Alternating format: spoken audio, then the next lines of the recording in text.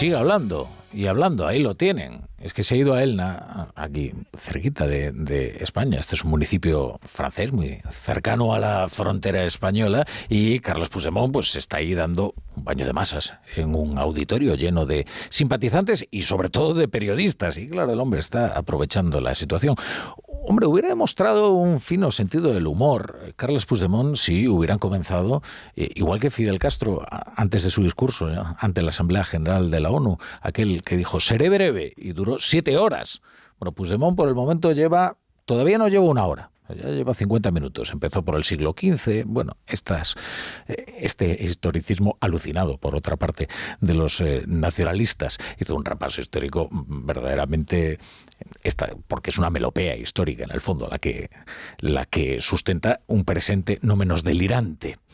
Ya es oficial, candidato Puigdemont ha celebrado su primer acto de pre-campaña, sigue todavía celebrándolo, y lo hace en una localidad francesa próxima a Francia, como les decía, se llama Elna, es un municipio situado en el departamento de Pirineos Orientales, en la región de Occitania.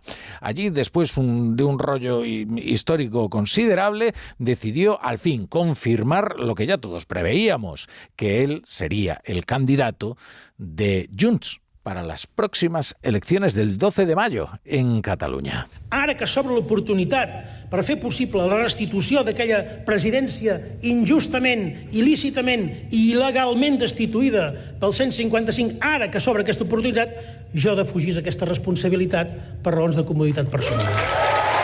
Bueno, y entonces ya prorrumpían en un aplauso los presentes, porque ya saben además que el culto a Puigdemont es un culto, esto es estricto, y además es un culto mesiánico.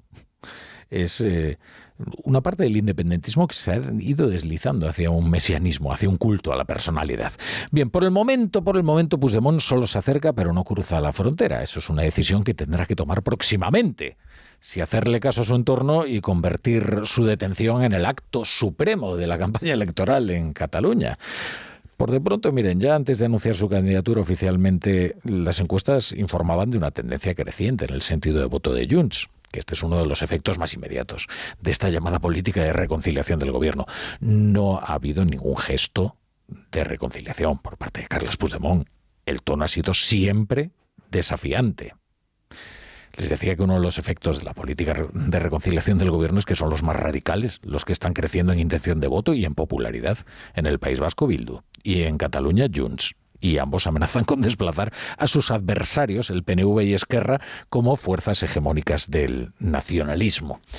Por de pronto ha ocurrido algo interesante, una primera decisión de campaña electoral por parte del equipo que rodea a Carles Puigdemont, que es hacerle el abrazo del oso a Esquerra Republicana. Antes les decía, será el candidato de Junts. Es que no sabemos si será JxCat o Junts pel Sí. ¿Se acuerdan ustedes aquella fórmula con la que concurrieron juntos a las elecciones para presionar al gobierno? Y sobre todo para apoyar un referéndum de independencia. Lo que ha dicho Carles Puigdemont es que hay que ir hacia una candidatura unitaria, con todo el independentismo. ¿Le hará caso Esquerra? Pues parece improbable. Suponemos que Per Aragonés lo que querrá será ser cabeza de su propia lista. Pero ahí queda la propuesta de Carles Puigdemont, que ya les digo, es una forma de hacerle el abrazo del oso a sus verdaderos adversarios, que son los de Esquerra. Crec que no m'equivoco si afirmo que la majoria de tots nosaltres compartim la idea que la millor proposta per correspondre a les esperances de tanta gent, a les vostres esperances, i poder batallar amb la màxima fortalesa en tots els fronts, seria, deixeu-m'ho dir així, de dur i de clar, una candidatura unitària. Ja ho sabem, això. Una candidatura unitaria, y prorrumpían luego en gritos de convivencia, no, independencia, es lo que gritaban. La amnistía tiene sus tiempos, pero Puigdemont ya es un político rehabilitado, desde el momento en el que el PSOE lo convirtió en interlocutor privilegiado y el gobierno en su socio prioritario. Lo que viene es el correlato previsible, ¿no? Su regreso a la primera línea política sin un atisbo de arrepentimiento, sin una micra de contrición y con el ánimo desafiante de quien cree que el Estado ha terminado por darle la razón.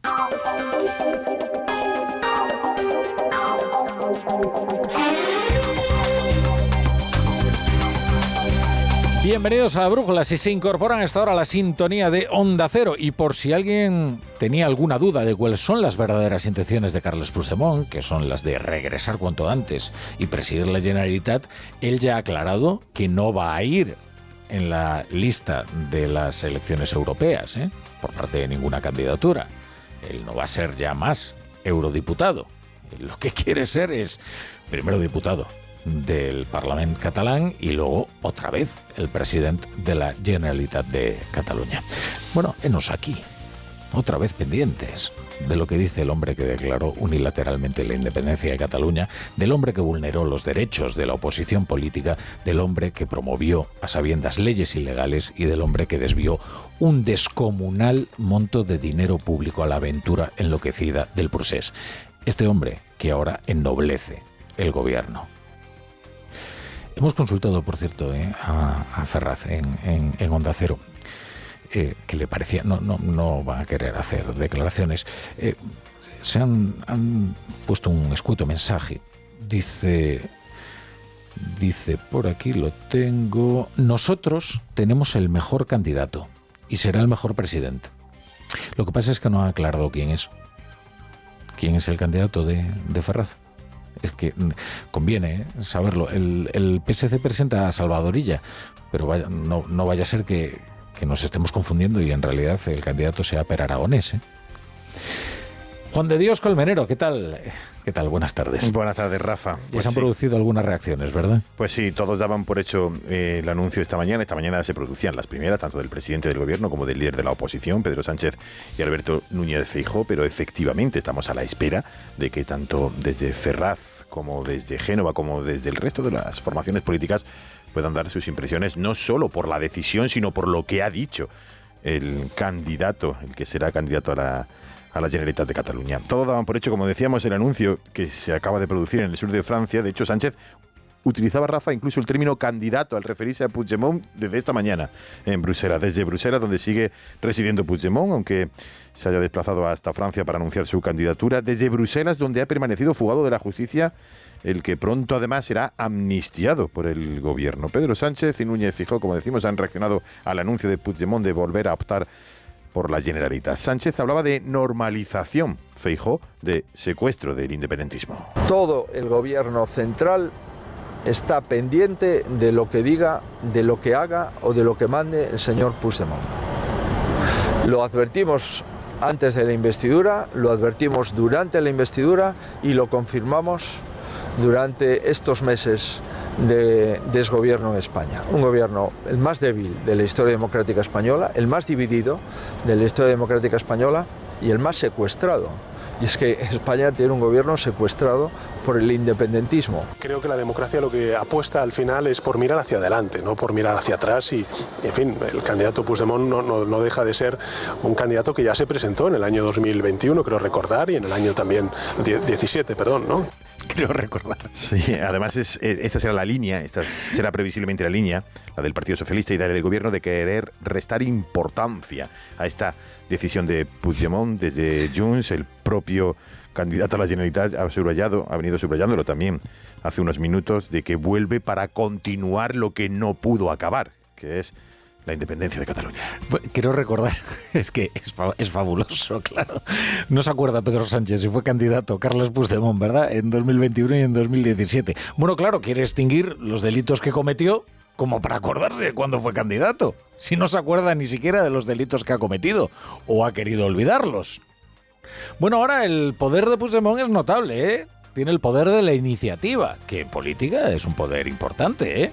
Puede hacer una campaña muy creativa. Si hace caso a parte de su entorno, puede plantarse en España y hacer el experimento crucial de esta campaña, que es ver cómo afecta la detención de un candidato al desarrollo de unas elecciones. Hoy, fíjense, hoy le ha preguntado Carlos Alsina, el primer ministro in pectore, Félix Bolaños, por esta posibilidad. Ha venido aquí a este estudio Félix Bolaños y ha hecho una larga entrevista en Más de Uno. Le preguntaba al SINA, oiga, ¿pero será detenido Puigdemont en caso de plantarse en España para hacer campaña? Con independencia de si decide presentarse o no presentarse, que ya se presentó, ya fue candidato a las elecciones europeas de hace 5 años, lo que está claro es que la Cataluña de hoy no tiene nada que ver con la Cataluña de la que salió el señor Puigdemont en el año 2017. Nada que ver. Es la situación infinitamente mejor y hoy pues Cataluña mira al futuro y tiene un proyecto de convivencia, de acuerdos, de intentar que haya puentes de entendimiento entre personas que piensan diferente, a diferencia pues de la enorme tensión que se vivió cuando el señor Puigdemont era presidente de la Generalitat. ¿Pero será detenido? Bueno, lo que le decía Félix Bolaños es que eso dependerá de un juez. La amnistía tiene un tiempo de tramitación y es un tiempo largo. Ahora está en el Senado y desde luego el Partido Popular no va a hacer porque la tramitación sea diligente. Pero ya veremos si llega a tiempo para que Carles Puigdemont pueda gozar también de la impunidad. Incluso en el debate de la investidura parece improbable que pueda hacer campaña impunemente. Seguramente si pisa España le ocurrirá lo que a Luis Rubiales, que lo detengan. Y entonces veremos lo que es que detenga a un candidato en campaña. Bueno, como les decía, la amnistía tiene su tiempo de tramitación, desde luego. Es que el gobierno que ha convertido a Díaz Ayuso en el gran leviatán acaba de rehabilitar a este hombre. O sea, cualquier proclama sobre la corrupción e incluso sobre la convivencia se topa con este hecho inolvidable. Puigdemont no tiene una novia acusada de fraude fiscal, ¿saben?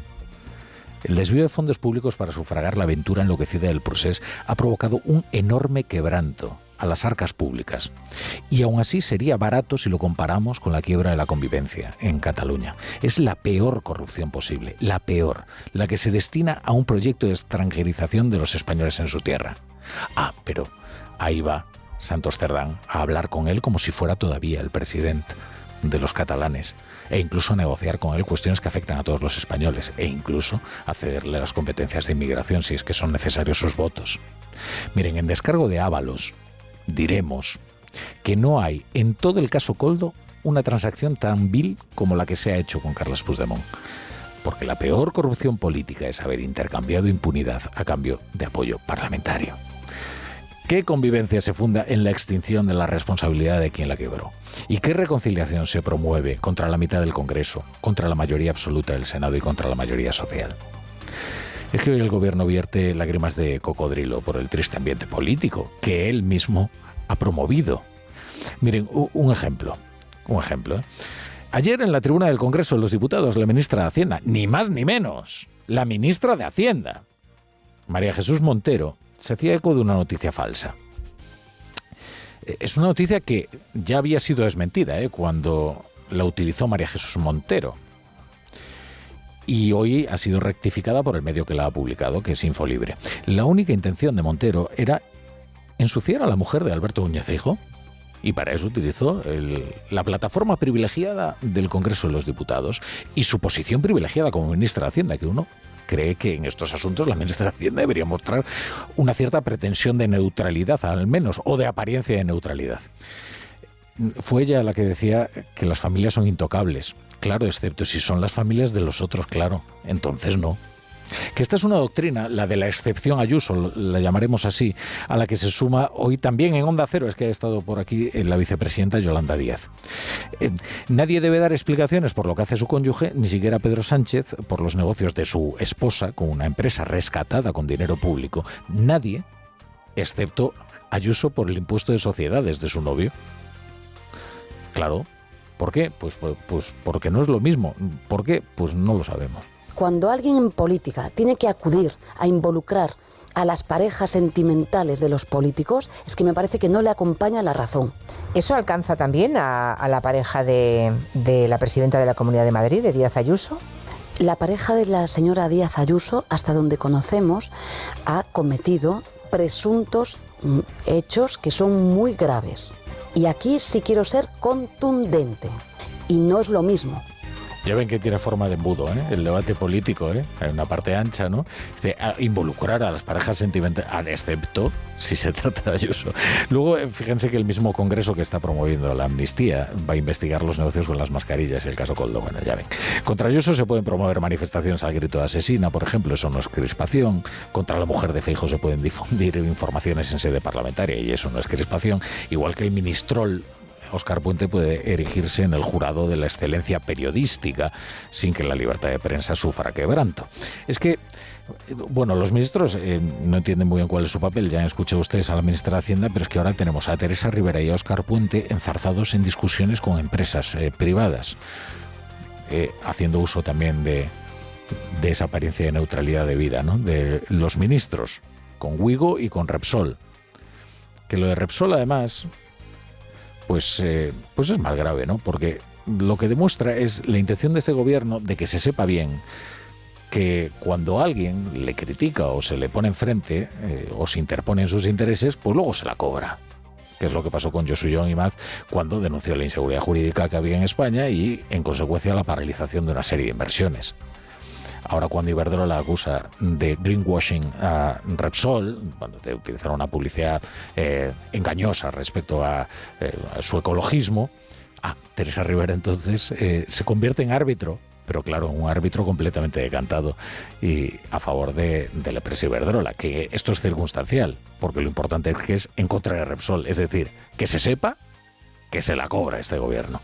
Bueno, les decía que contra eso vale todo. Hoy en la Asamblea de Madrid, Juan Lobato ha podido ejercer de oposición, que es que sus funciones están siendo usurpadas por los ministros del Gobierno de España. Y bueno, ha mantenido un debate con Isabel Díaz Ayuso, que le contestaba así a él y también al resto de los ministros que han apuntado a su caso. Usted tiene que pasar el Got Talent de la Moncloa cada jueves. Y verdad, créame, que le ha salido regular otra vez. Yo creo que no le van a dejar pasar de fase. A Sánchez le preocupa dónde duermo porque le quito el sueño, porque es una obsesión lo que tiene conmigo. Los 40.000 euros al año de los viajes de Begoña Gómez para volar al Africa Center, 130 millones en una cuenta en Luxemburgo de la trama Koldo, casi 18 millones de fondos europeos, y ya los Bizum con los que Koldo viajaba y pagaba fiestas y prostitución, 9 armas incautadas. Pablo Escobar, a su lado, es un principiante.